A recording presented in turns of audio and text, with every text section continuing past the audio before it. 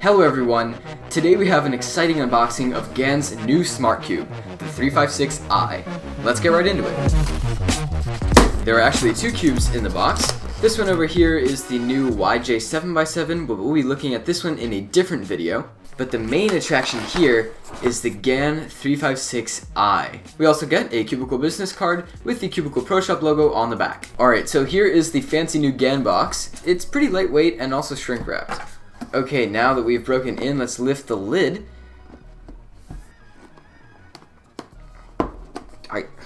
I said lift the lid. Why is it so hard to open? It just slides off, right? Come on! Oh my god! Get off! Breaking a sweat over here.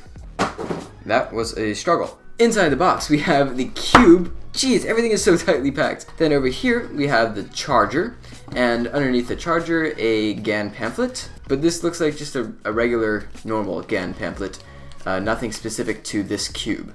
Then under that, we do have a cube-specific pamphlet. It says GAN 356i here, and I'm assuming it just has some information about how to actually use the cube and the app.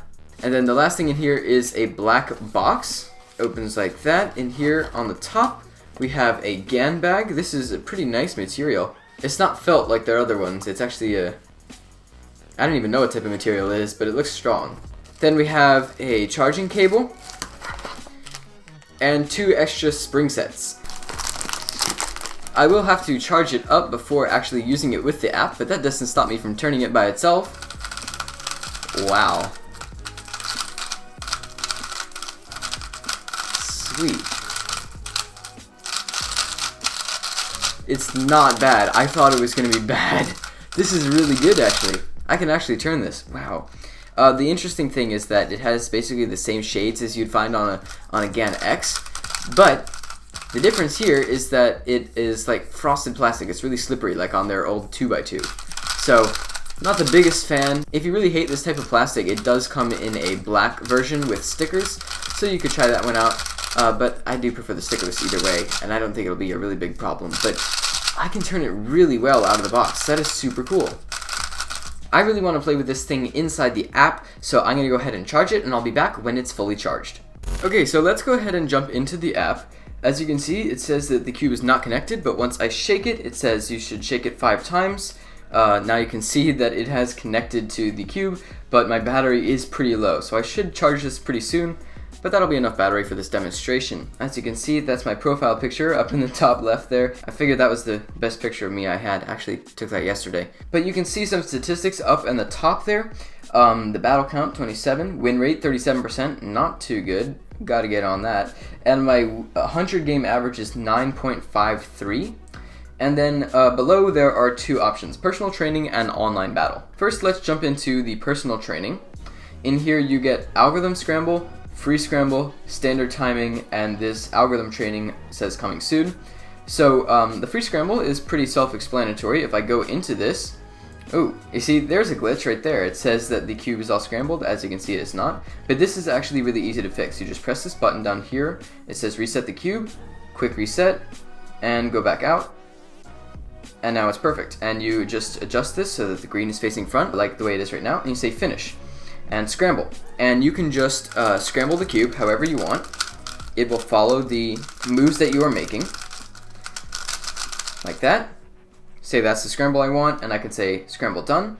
Now it'll say inspecting, and the timer is going to start as soon as I start doing the first turn. So, I'm going to go ahead and start now.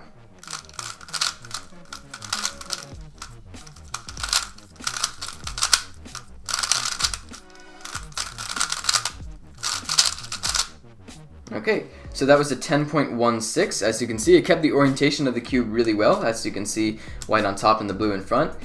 One thing that I found super interesting is that it really knows where the cube is. Look, if I turn it just a little bit, like halfway, not even halfway, it knows where it is, right? So, I don't know, I found that super cool. Now you can see the 10.16 time is recorded at the bottom here. If I go into the settings, I can replay the scramble. I can click play up in the top here, and it'll replay the moves that I did to solve the cube. And on the bottom you can see all the steps written out. So let me just finish this. You see that U-perm looked really weird, but you get the idea. This SCR button can expand to show the full scramble, and then you can rescramble the cube if you want to retry the reconstruction. Then in the data below, it has the statistics: time, moves, rotation, TPS, and fluency. And it has them divided between the steps. So my cross was 1.03 seconds, and it took 6 moves. And I actually rotated once, so I don't know why I was rotating in the cross, but you get the idea. And I had 5.8 TPS and 88 fluency. Fluency, believe it or not, it relates to how fluid your turning is. So it depends on your TPS and how many pauses you're taking and things like that. It goes on a scale of 1 to 100, so obviously the closer you are to 100, that's better. So obviously my OLL looks like it was really fluid. It took 14 moves, but I had 94% fluency, and I did that COLL, so that's why it was a longer algorithm. But it only took 1.74 seconds. I completed F2L in 5.83 seconds and PLL in 1.54 seconds. And I can reconstruct the entire solution here. As you can see, my U-perm at the end looks really strange with the X rotations, but it did record M slices, but obviously I did not do a B2 prime in my PLL. So backing out of here, so algorithm scramble, what it'll do is it'll give you a minute to scramble the cube according to the algorithm it gives you, and it'll give you the rest of the time to inspect and then solve. And then the same thing for standard timing. So if I jump into standard timing and I put the green in the front here, let me just reorient the cube and scramble, it'll give you a scramble algorithm. And if you do a move wrong, for example, if I do a D prime, it'll recorrect and say, oh, you need to do a D2 now. So it's a bit weird, the interface, because it turns red and then like gets rid of some of the moves, but as you can see, I can just take the rest of the 30 seconds to do my scramble, and I can start whenever I want to.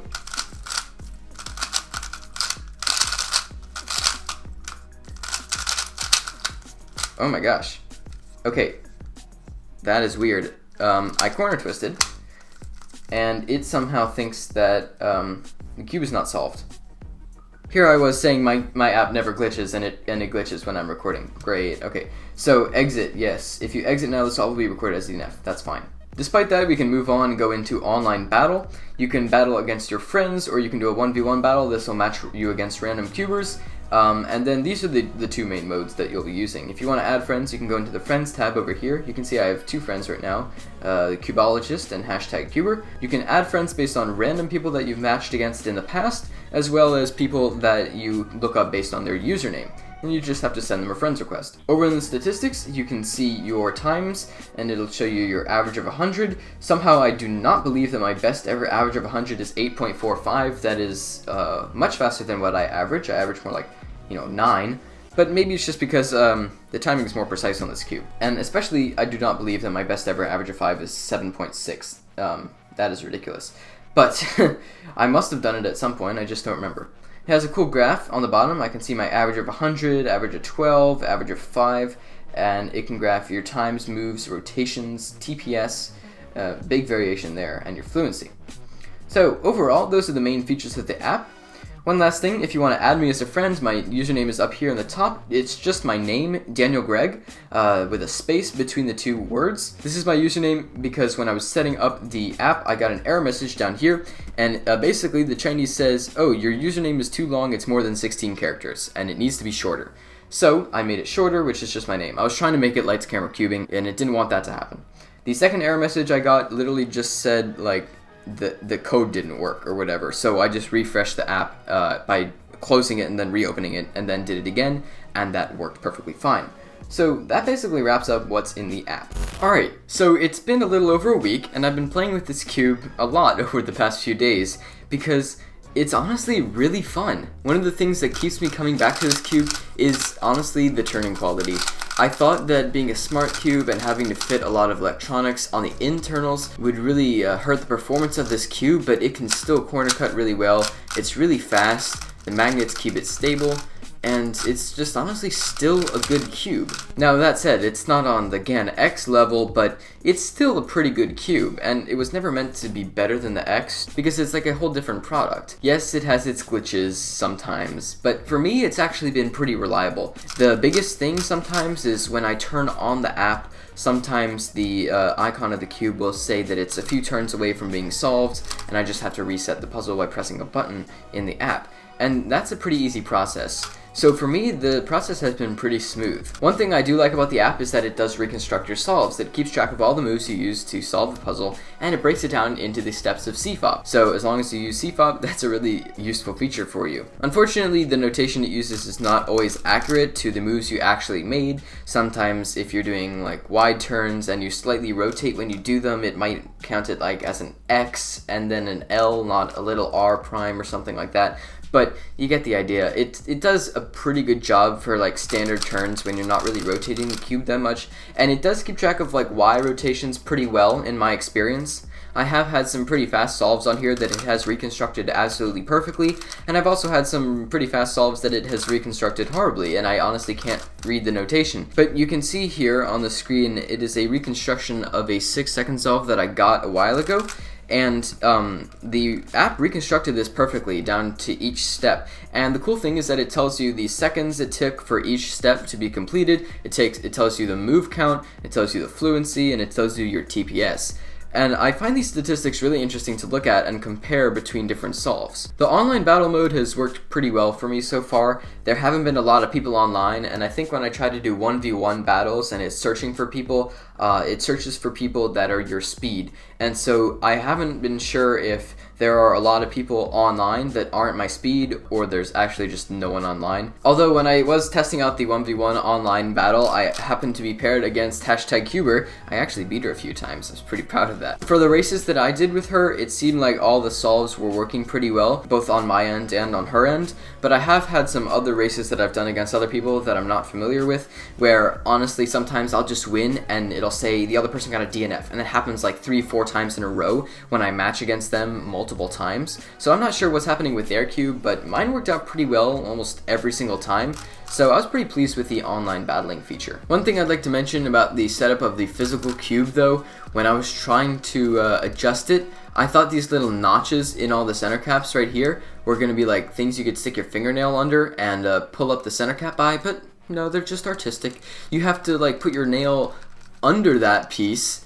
It is like the most difficult center cap to take off I have ever attempted. It is impossible. I took a screwdriver, flathead screwdriver, stuck it under here, and I had to pry it off just to get under the center cap. And then I found that you can only switch the nuts between 0.6 and 0.8. And honestly, the setup that it came stock out of the box with worked pretty well for me, so I didn't end up changing it. But it is ridiculously hard to get these center caps off. But either way, that wraps up my overview of this new smart cube from GAN, the 356i. This is a pricey one. It's $89. So do I recommend it to your average buyer? Probably not, but if it's in your price range, honestly, I gotta say, this has been one of my favorite cubes over the past few weeks. I am in love with it. I think it is the coolest thing ever. It is one of the coolest innovations in cubing recently, and it has just blown my mind how well it works, honestly. So despite the glitches, which can be worked out with software updates in the future, it works really well, and it's such a fun puzzle. So in that sense, I would totally recommend it. So I'd like to give a huge thank you to TheCubicle for sending me this new cube to test out. If you'd like to buy it from their store, there's a link in the description below. So that's about all I have for this video. Thanks for watching, guys. Bye.